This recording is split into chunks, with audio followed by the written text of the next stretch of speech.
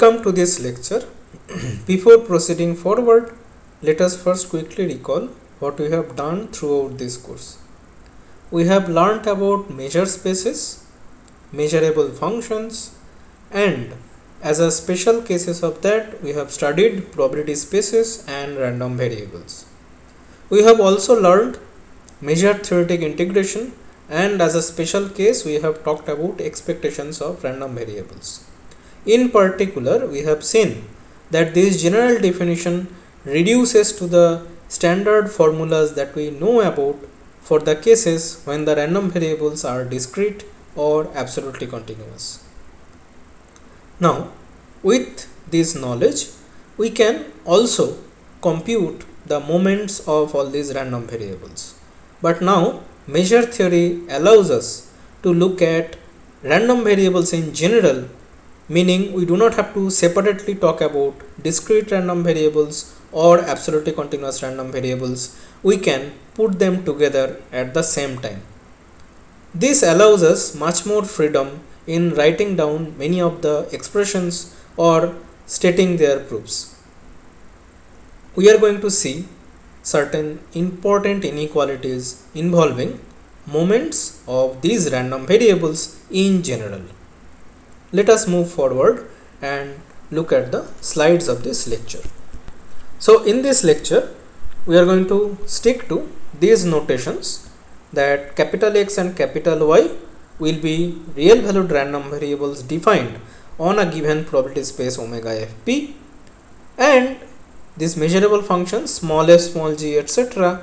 shall refer to measurable functions real valued defined on this measurable space omega f, but together with some given measure mu. Alright. Now what we are interested in are these kind of quantities mod x to the p integration of that with respect to the probability measure, or mod f to the p integration of that with respect to the given measure mu.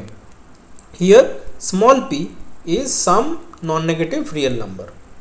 Now remember, this mod x to the p or mod f to the p, whatever they are, these are non-negative measurable functions, and hence these above integrals always will exist. However, these may take the value plus infinity.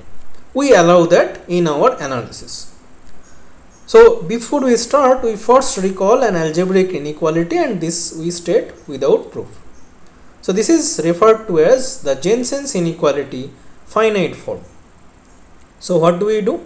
So take any open convex set. So what do I mean? I mean that U must be an open subset of the real line, but it should also have this property that given any two points inside this set U, the average of that value, meaning if A and B are two numbers inside U, then A plus B by 2 must also be inside U. So that's the convexity of the set.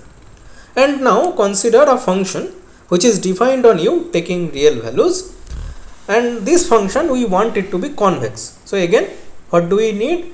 That the function value at a midpoint will be less or equal to the average of the function values. So that's the convexity of the function. Okay. But now in this finite form, we are interested in certain other type of averages. So here what we do, we choose n many points from the domain U and scalars a1, a2, an positive. Then this inequality holds. So what we are looking at is that this is the weighted average of the points xi with respect to the weights ai, and we are dividing by the total weight. And if we evaluate the function, we are saying this will be less or equal to the same weighted average but of the function values. So that's all we are saying in this statement. Alright. Now, if our given function phi is twice differentiable, then there is this easy condition that allows us to check whether phi is convex or not. So what do? We look at the double derivative of the function, and if it so happens that the double derivative is strictly positive for all points in the domain, then phi will be convex. So this is a sufficient condition that will imply that the given function is convex. So this is quite useful in practice to check that a given function is convex.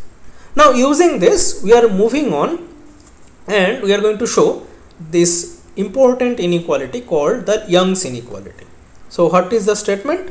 So here we are choosing two real numbers p and q between 1 and infinity. So we are not allowing them to be equal to the boundary points 1 or infinity. So they are strictly between 1 and infinity, with the relation that 1 over p plus 1 over q equals to 1. Then the statement says for all a and b non-negative, the product of AB will be less or equal to a power p divided by p plus b power q divided by q. So here note that this 1 by p plus 1 by q equals to 1 is actually giving you a convex combination. What we are seeing here is that the product of AB is less or equals to some kind of a convex combination of these values a power p and b power q. And the statement also says that this equality will hold if and only if a and b are related by this relation that b equals a to the power p minus 1. So here note that p is greater than 1, so therefore p minus 1 is some positive quantity, so a to the power p minus 1 is well defined, so there is no issue about that. Now how do you show this? So first let's get rid of the boundary related conditions. So if a is 0 or b is 0, then this product is 0. So this product appearing on the left hand side is 0, and therefore whatever is appearing on the right hand side, that will be greater or equals to 0 because that term is non-negative anyway. So this inequality is automatically satisfied provided either a or b is 0. Now consider the case when both a and b are positive. Here we apply this trick that we are going to choose a very specific convex function and we are going to apply the Jensens inequality, the finite form of it. So here we start off with the natural logarithm function which takes any positive number to the real line. So here what happens is that the second derivative of minus logarithm is 1 by x square, and that is positive for all real numbers which are positive, right? So therefore the minus logarithm function is a convex function on 0 infinity. So here we have used the fact that double derivative of this function is positive and therefore it must be convex. So we have used this criteria here. Now if you apply the Jensens inequality finite form to the minus logarithm function, so here note that this is logarithm with respect to the base e. Now if you apply this, we get this fact that minus logarithm of this convex linear combination must be less or equal to this quantity which is the convex linear combination of the function values. But then observe that this right side quantity is nothing but minus the logarithm of a times b. Now if you exponentiate it, the inequality will follow.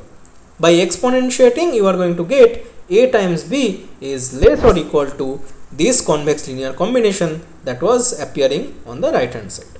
Alright, so therefore the inequality is following from this argument. But the case of equality is being left as an exercise. Please work it out. Now we are going to use this Young's inequality to allow us to prove a very important inequality called the Holder's inequality. So here we are finally entering the integrations that we are interested in.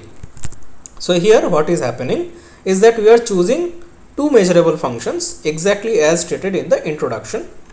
So f and g are real valued measurable functions defined on this measurable space omega script f. Now fix two real numbers p and q between 1 and infinity. So here we are not allowing the value 1 for these p and q, okay, and we also don't want them to take the value plus infinity. So this is strictly between 1 and infinity. These are real numbers. But we also want that this convex linear combination should be formed. So by that I mean that 1 by p plus 1 by q should be 1. Then the claim is that if you look at the integration of mod fg with respect to the measure mu, that will be dominated by this quantity on the right hand side. So here we are looking at the product of the pth root of mod f to the power p's integration with respect to mu and the qth root of mod g to the power q's integration with respect to mu. So we are looking at these two integrations and looking at their appropriate powers, and then finally we are multiplying. So this is what appears on the right hand side. Now the proof is being left as an exercise. This is an important applications of the Young's inequality. But here is a hint. First, observe that the functions that appear in this inequality, which are mod fg, mod f to the power p and mod g to the power q, all of these are non-negative measurable functions. So therefore the integrations exist but could take the value plus infinity. Now first thing to note is that if it so happens that the right hand side is 0, then at least one of the integrations that appear on the right hand side must be 0, and that as per our understanding will imply that one of the functions a for g must be 0 mu almost everywhere, but then their product will also be 0 mu almost everywhere, and therefore this integration will also turn out to be 0. So therefore the inequality will follow if at least one of the terms on the right hand side is 0. But then we are interested in the situation where these quantities are non-trivial. So if any one of these quantities are plus infinity, then also the inequality follows. But now we are interested in the situation where these integrations that are appearing on the right hand side are some non-trivial real numbers, not plus infinity, not 0. Then what you can do is that you can apply the Young's inequality with these specific choices of a and b. So what do? You look at the value of a.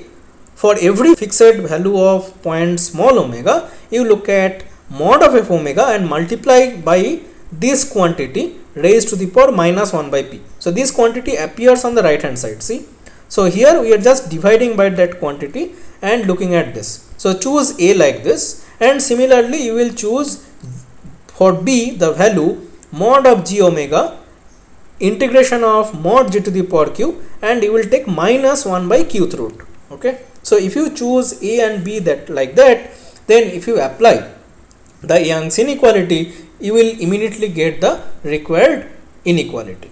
Alright. So this is the Holder's inequality, and this gives estimates for integration of the product of the functions.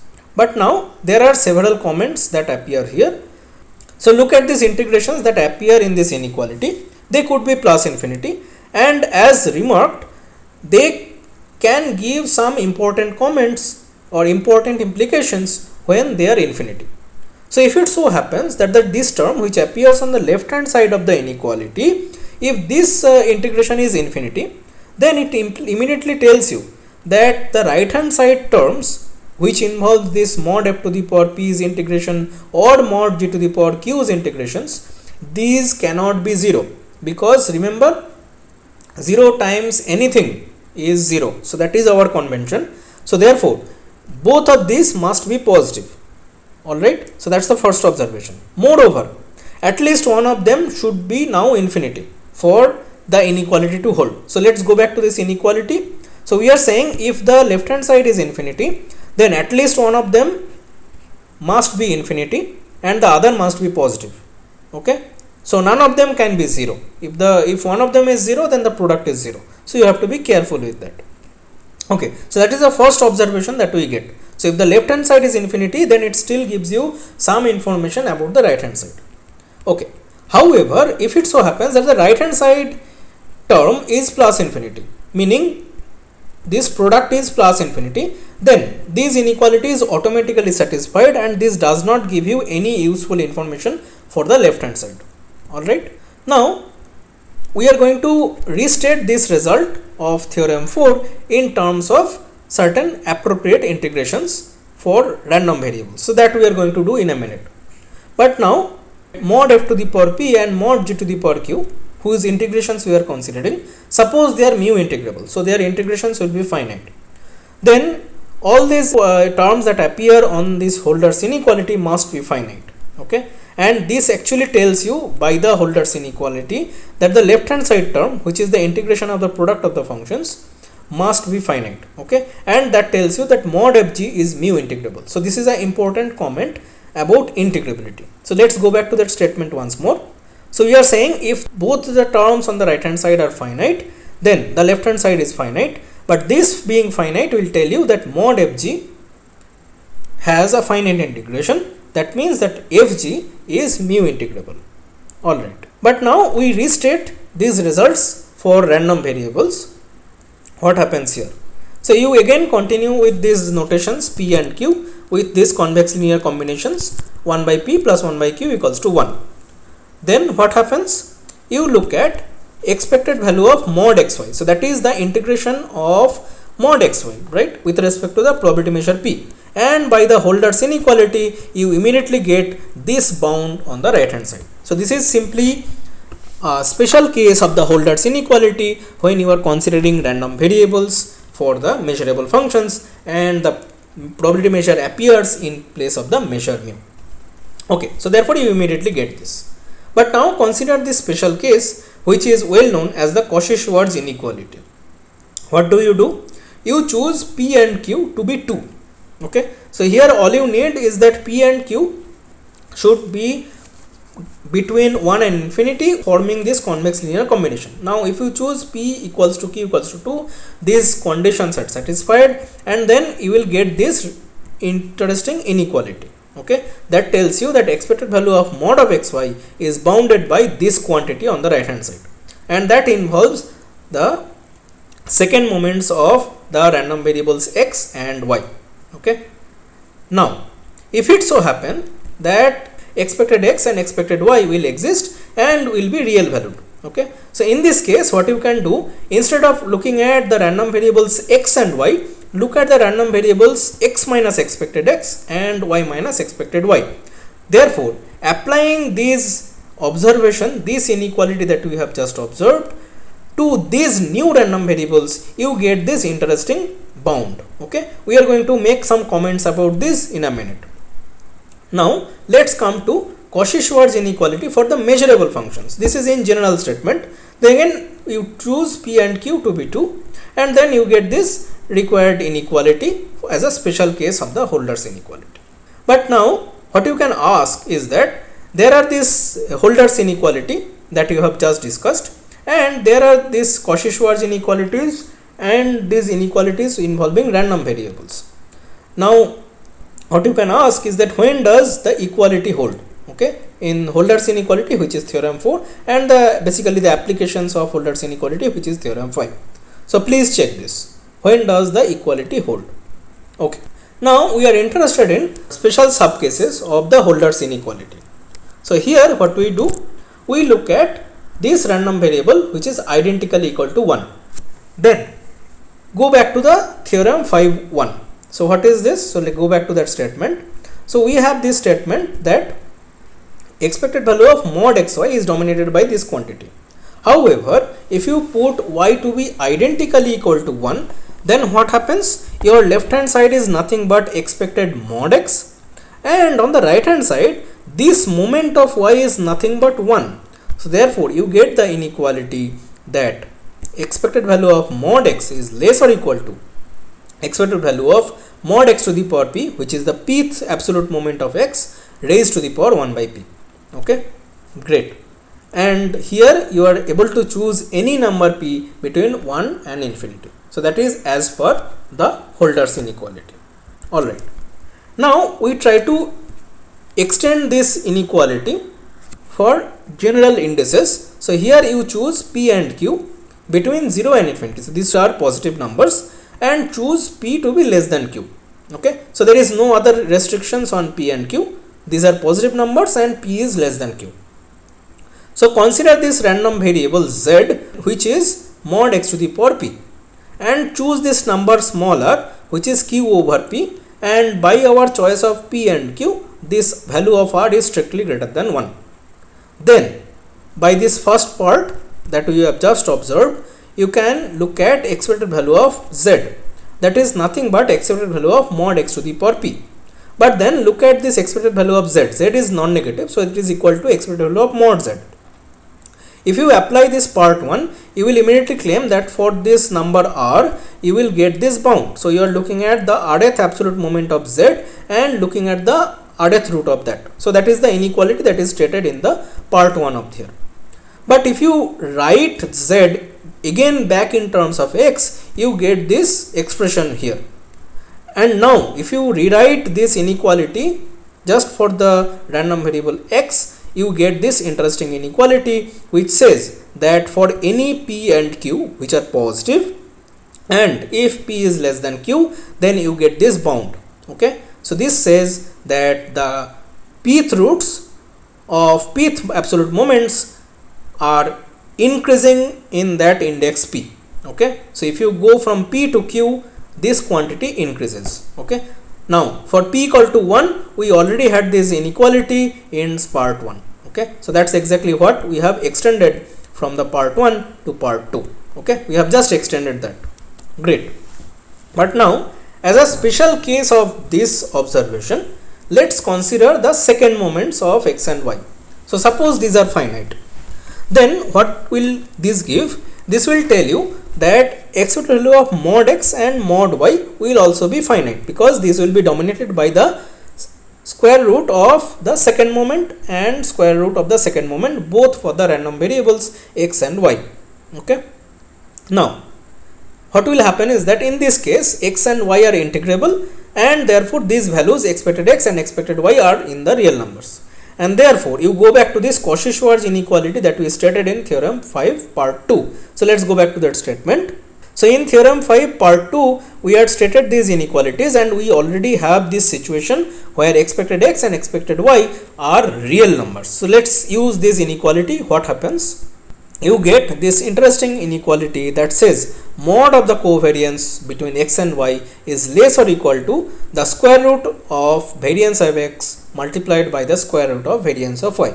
Okay, here covariance of xy is defined as the expected value of this product of this random variable that we had considered. Okay, so these are again all these familiar expressions that come from your basic probability courses. So we are not going into the exact details of covariance and variance. Okay, but we assume that you know about this, but we are now proving this from the measure theoretic setup.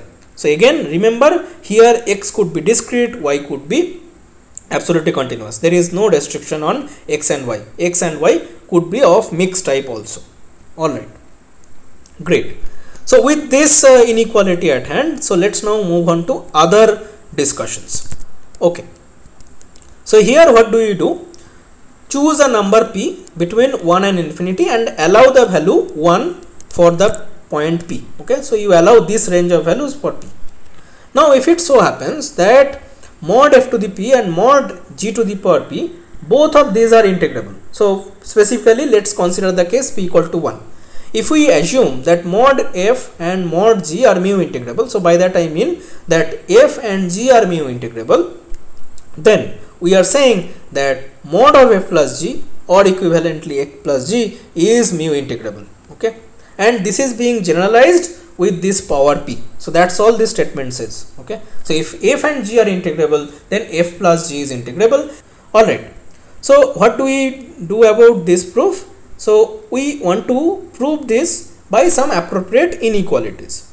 So let's go back to this certain inequalities of this form. We want to claim that mod of f plus g raised to the power p will be dominated by mod of f to the power p plus mod of g to the power p multiplied by a suitable constant.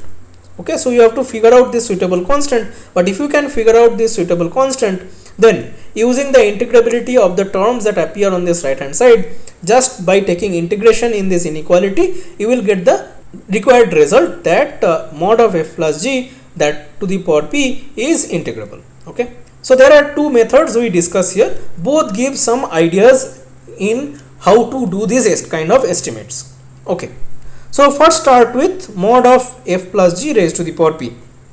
Observe that mod of f plus g is less or equals to mod f plus mod g.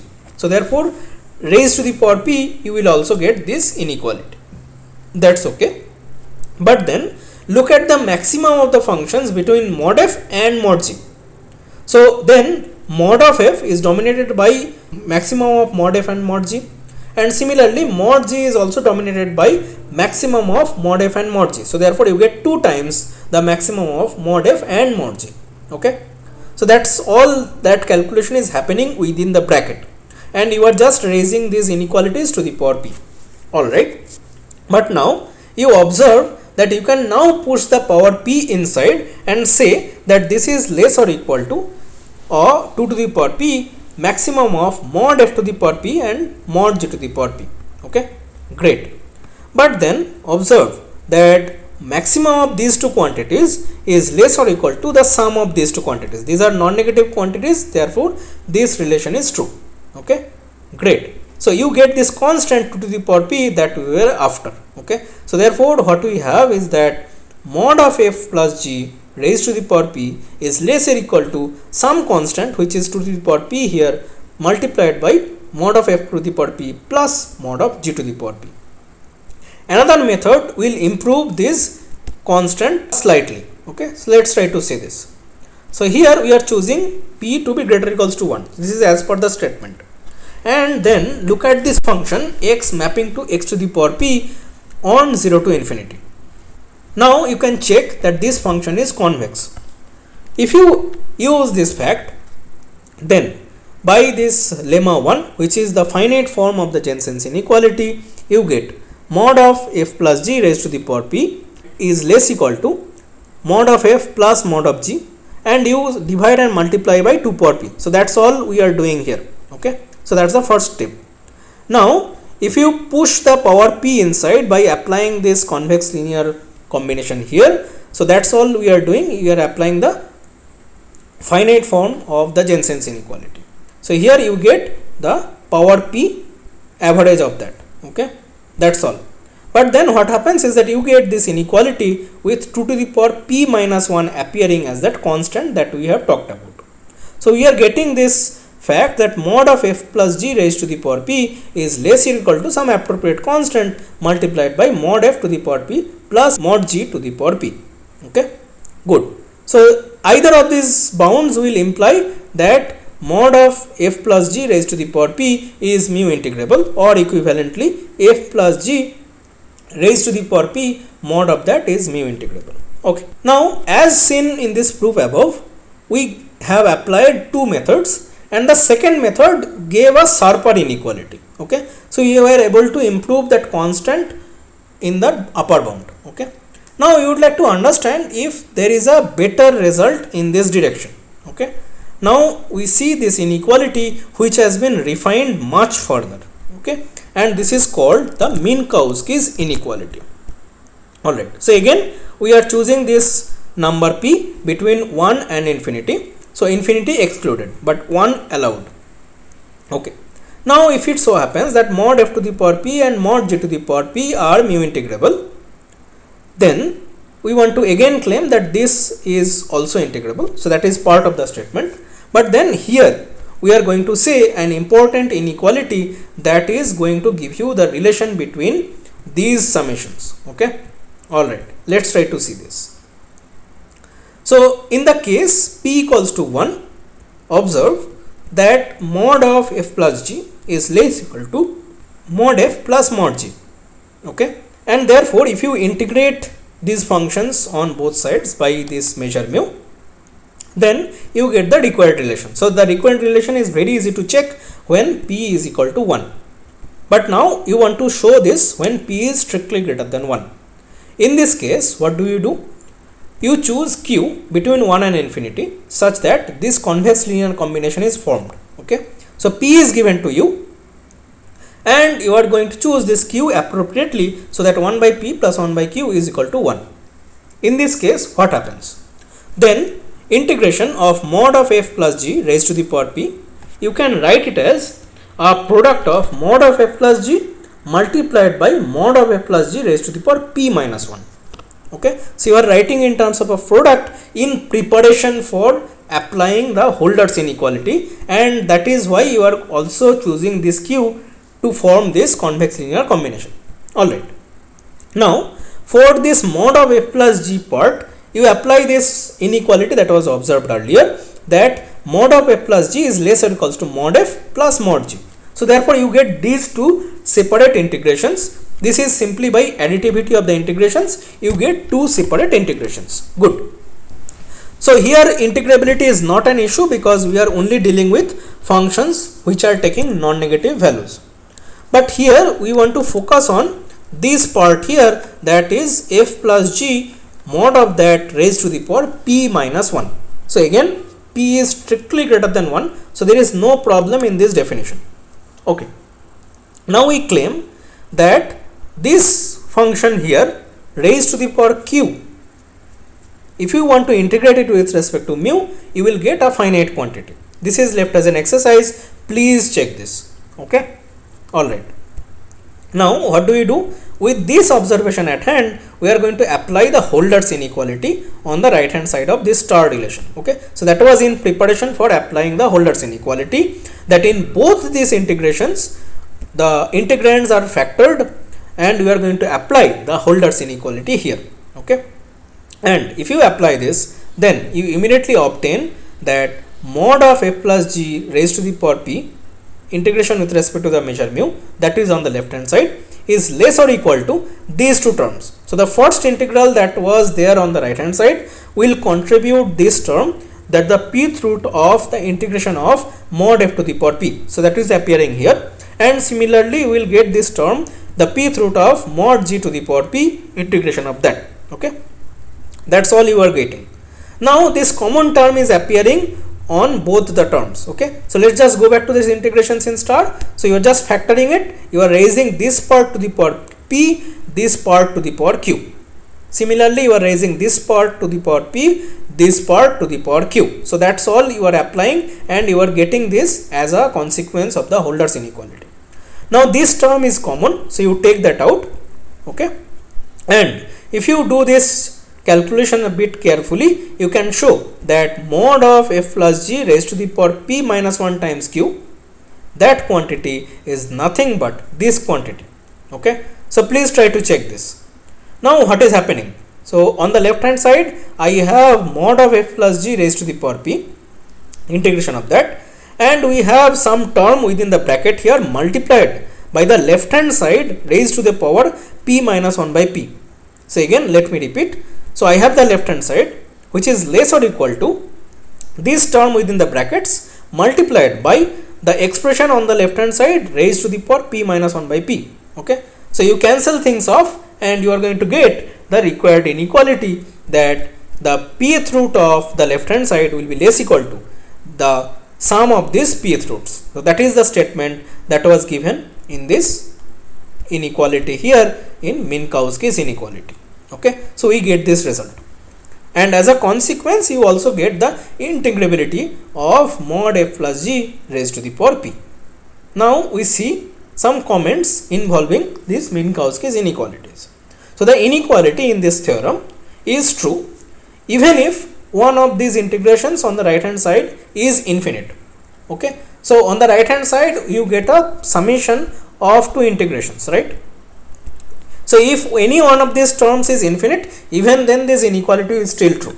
But we are really interested in the case when these terms are finite. That is when you get some useful information bounding this left hand side. Okay. So that is why in the hypothesis we had assumed this integrability conditions so that this right hand side becomes finite. But even if that is not the case, you can still get this inequality, but you don't really get any useful information for the bound for the left hand side. We now have some good ideas about the estimates involving these moments. But now we want to look at certain more interesting inequalities, and this is a very useful inequality and referred to as Markov-Chebyshev inequality. So here what do we do? So choose any measurable function and fix epsilon to be positive. Then look at the size of this set where mod f takes values greater than epsilon, and we say that we can dominate it, we can estimate this by this quantity, the integration of mod f divided by epsilon. Okay. And more generally there is this upper bound given to us, which is integration of mod f to the power p divided by 1 by epsilon to the power p. So here p could be any number between 0 and infinity, and this relation holds for any fixed epsilon positive. Now for the case of random variables, you get this special statement which can be represented in terms of probability of certain events now. Okay, so we are just rewriting this inequality that was stated here in terms of the random variable. What is this? We are saying that the probability that mod x takes values greater or equals to epsilon is less or equal to 1 by epsilon multiplied by the expected value of mod x. Okay, so here again the inequality will be meaningful if x is integrable, that is expected value of mod x is finite. Alright. Now more generally, in this case, when you are involving this scalar small p between 0 and infinity, you can still get these estimates of these probabilities in terms of these absolute moments. Okay, alright. So this is anyway a special case of part 1. Okay, so let us see how we can prove this. So here, for any epsilon positive, look at this size of this set which we are interested in. So here what is happening? First observe that this is the set of points in the domain such that mod of f of omega is greater or equals to epsilon. But if you raise it to the power p, when p is any number between 0 and infinity, you still get this inequality. Okay, so these two sets are identical, so therefore you get the same measure. Great. But then you can rewrite this inequality in our standard form, that removing this sample point small omega, you can get this. So now these two measures of the sets are the same because the sets are the same. Now look at the quantity that we are interested in, which is integration of mod f. But then observe that this function mod f is an upper bound for this function, which is mod f multiplied by the indicator of the set we are interested in. Okay, so you just multiply by this indicator. So therefore you get this inequality relation because you are saying that this function dominates this function. Great. But then on this set, the value of mod f is at least epsilon, and use that. This quantity will dominate epsilon times the integration of this indicator function. But integration of indicator function is nothing but the size of that set, and therefore you get the inequality, and you can rewrite it as measure of this set is less or equal to 1 by epsilon times the integration of mod f, which you wanted. But now how do you get the version involving that scalar small p? You start with this integration of mod f to the power p. So if you apply this, and for this scalar epsilon to the power p, you get this relation simply by the previous argument, right? So instead of epsilon, you are now putting epsilon to the power p, and for the function mod f, you are putting mod f to the power p. You get this relation. But then you have immediately observed that measure of this set is exactly equal to measure of this set, and therefore the inequality will follow. So this is a very simple inequality. You are just using the fact that mod f dominates this function as soon as you multiply mod f by this indicator. Okay, so this is a very simple proof, but this has a very wide range of applications. So let us look at it from the perspective of moments of random variables. So consider the fact when the second moment of x exists and is finite, then variance is finite. So that's something that you have already known from your basic probability theory. Now observe that we have already mentioned that if the second moment is there, then it will also tell you that expected value of mod x is also finite, and it implies that x is integrable, and in particular expected value of x is a real number now. Okay, great. But now you can consider this random variable y, which is mod of x minus expected value of x, and therefore if you apply this proposition 2, so what was proposition 2 once more? So proposition 2 is nothing but this Markov-Chebyshev inequality. So if you apply it to the random variable y instead of x, what do you get? You get the fact that probability that mod x minus expected x, mod value of that exceeds epsilon, is exactly equal to probability of mod y exceeds epsilon, and you can rewrite this and you will get this expression involving variance of x, because the second moment of y is nothing but the variance of x, and this is true for all epsilon positive. Okay, so therefore you get some estimates of the deviation of x from the mean by this epsilon quantity in terms of the variance. Okay, and that's scaled by this appropriate factor involving epsilon. This is true for any epsilon. Great. Now if we state this result without proof, so this is the Jensens inequality. So again remember that we had mentioned this finite form of Jensens inequality right at the beginning. Here we state the general form without proof. Okay. So here what we are doing, we are starting off with an integrable random variable. That means expected value of x is a real number. Here we are saying that if you take any convex function defined on the real line, just to remind you, a convex function is continuous and hence measurable. So therefore this composition is well defined, it will satisfy the measurability requirement. We are saying that if phi of x is also integrable, then we get this inequality. So again, what are the hypotheses? X is integrable, phi x is integrable, and phi is convex. Okay, provided these three things happen, you get this inequality, that phi of expected value of x is less equal to expected value of phi of x. Now we are not going to prove this, but we are going to discuss some special cases of this inequality. What are these? So if you choose this convex function x going to mod x, you get expected value of x, mod value of that is dominated by expected value of mod x. So this we have seen earlier. Similarly, if you choose the function x going to x square, then you get this familiar inequality once more. Okay, that the first absolute moment of x is dominated by the square root of the second moment. And you can choose this as a curiosity, that you can choose these numbers x1, x2, xn from the real numbers and scalars a1, a2, an positive. So here look at this discrete random variable x with this specific law, that it's focused on these Dirac masses but with these weights aj divided by the sum of edges. Okay, so therefore this will give you a convex linear combination and this is a genuine probability measure. Now here what do you get? You look at phi of x, that is nothing but this random variable once more, but taking values at phi of xj. So therefore the law of phi of x is essentially these Dirac masses with the same convex linear combinations. But now look at the expected values. Expected values are nothing but the weighted averages of small xj's for expected value of x and weighted averages of phi of xj's for expected value of phi of a capital X. And then immediately if you look at the Jensens inequality, that will tell you that lemma 1 will follow. Why? Because you are just looking at this same inequality. If you go back to this, so this is nothing but phi applied to this weighted averages of the quantities less or equal to expected value of phi of capital X, which we have computed at this quantity, right? This is exactly what we had stated in lemma 1. So let's see this. So again, this weighted averages evaluated at this point. Okay, so if you look at that, it's less equal to the weighted average of the function values. So that's exactly what was obtained as a consequence of the general Jensens inequality. So let's go back to that. Okay, so therefore the lemma 1 follows as a special case of the Jensens inequality. Okay, which is the general form of this. So we do not prove this. So in this lecture we have discussed many of the interesting inequalities involving moments and more generally of expected values of functions of x. Okay, we use this for estimating many of the important quantities involving the random variables.